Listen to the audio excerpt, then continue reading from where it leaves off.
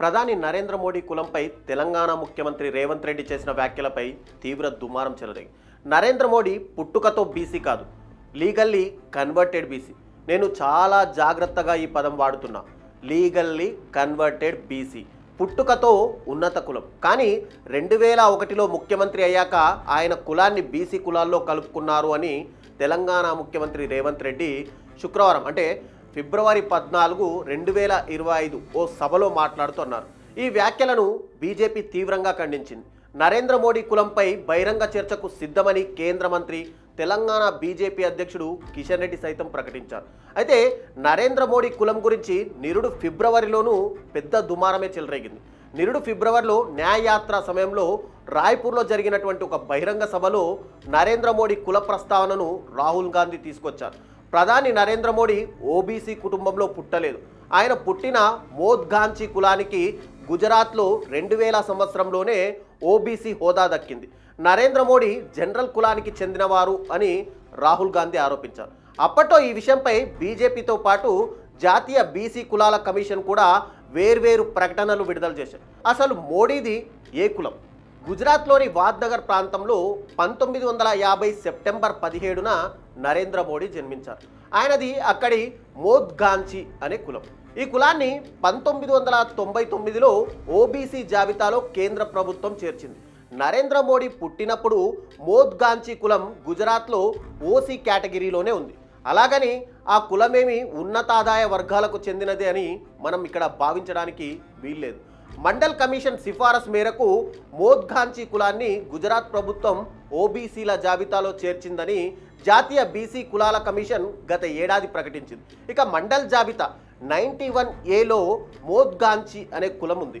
1994 July 25న OBC కులాల జాబితాలో మోద్గాంచి కులాన్ని చేర్చుతూ గుజరాత్ ప్రభుత్వం నోటిఫికేషన్ జారీ చేసిందని జాతీయ బీసీ కులాల కమిషన్ సైతం వెల్లడించింది అని పిఐబి గత ఏడాది ఒక ప్రకటనలో తెలిపింది. అయితే మోద్గాంచి కులాన్ని ఓబీసీ జాబితాలో చేర్చినప్పుడు గుజరాత్లో కాంగ్రెస్ ప్రభుత్వం అధికారంలోనే ఉంది.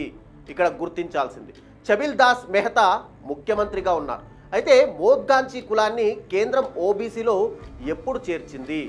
గుజరాత్ ప్రభుత్వం చేసిన సిఫార్సు మేరకు మోద్గాంచి కులాన్ని సెంట్రల్ ఓబీసీ జాబితాలో చేర్చాలని 1997 నవంబర్ 15న జాతీయ బీసీ కులాల కమిషన్ కేంద్ర ప్రభుత్వాన్ని ప్రతిపాదించింది. ఆ తర్వాత జాతీయ వెనుకబడిన కులాల కమిషన్ వెబ్సైట్ ప్రకారం అక్టోబర్ 27, 1999లో అదర్ బ్యాక్వర్డ్ క్లాసెస్ అంటే ఓబీసీ జాబితాలో చేర్చుతూ గెజిట్ నోటిఫికేషన్ను భారత ప్రభుత్వం విడుదల చేసింది. ఇక గుజరాత్ రాష్ట్రంలో మోద్గాంచి సహా 104 కులాలు ఓబీసీ జాబితాలో ఉన్నాయని చెప్పి నిరుడు జారీ చేసిన ఒక ప్రకటనలను జాతీయ బీసీ కులాల కమిషన్ స్పష్టం చేసింది. ఇక మోద్గాంచి కులాన్ని గుజరాత్ ఓబీసీ జాబితాలో చేర్చినప్పుడు కానీ, సెంట్రల్ జాబితాలో నుండి కేంద్ర ప్రభుత్వం చేర్చినప్పుడు కానీ నరేంద్ర మోడీ ఎలాంటి శాసన లేదా కార్యనిర్వహణ పదవిలో లేరని కమిషన్ సైతం స్పష్టం చేసింది.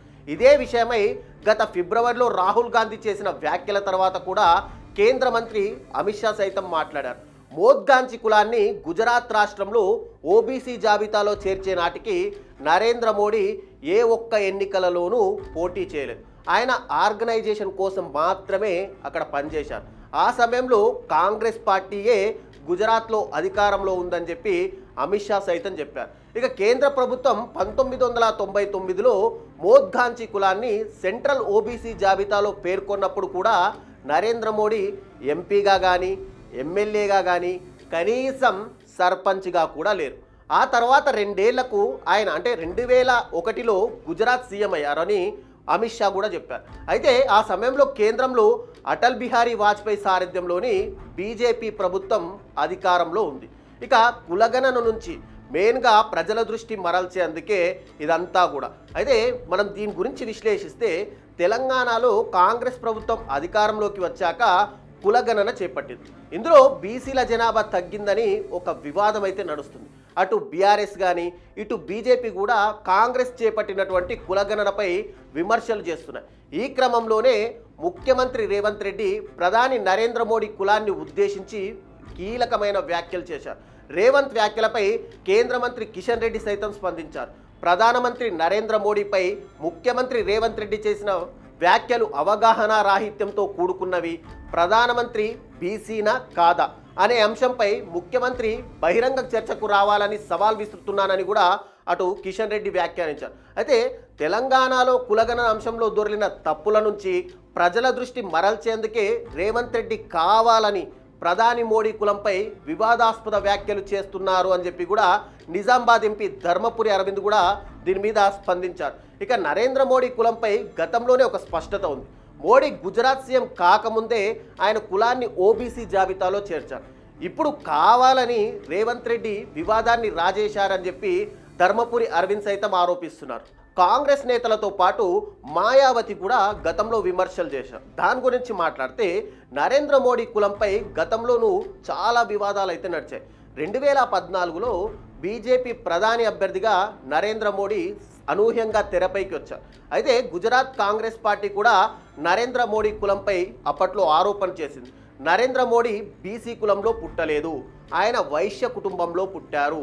మోద్ బ్రాహ్మణ, మోద్ బనియా కులాల తరహాలోనే ధనిక వర్గానికి చెందిన కులం కావడంతో నరేంద్ర మోడీ పుట్టినటువంటి ఘాన్సీ కులానికి ముందు మోద్ జత చేశారని చెప్పి అప్పటి గుజరాత్ ప్రతిపక్ష నేత అయినటువంటి శక్త్ సింగ్ గోహిల్ కూడా ఆరోపించారు. అయితే ప్రధాని మోడీ వెనకబడిన కులంలో పుట్టలేదు, ఆయన బూటకపు బీసీ. నరేంద్ర మోడీ కులం మొదట్లో అగ్రవర్ణం. ఆయన గుజరాత్కు సీఎం అయిన తర్వాత ఎన్నికల్లో లబ్ధి పొందడానికి తన కులాన్ని ఓబీసీ జాబితాలో చేర్చారని చెప్పి యూపీ మాజీ సీఎం మాయావతి సైతం 2019లో ఆరోపించారు. అయితే మాయావతి విమర్శలపై ప్రధాని మోడీ కూడా అప్పట్లో జరిగిన లోక్సభ ఎన్నికల ప్రచారంలో దీనిపై స్పందించారు.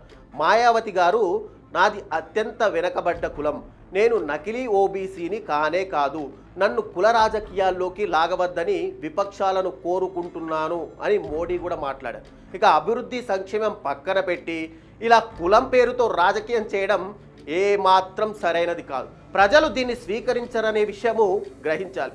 సాక్షాత్ దేశ ప్రధాని కులం మీద చర్చ జరగడం అనేది సబబు కాదు.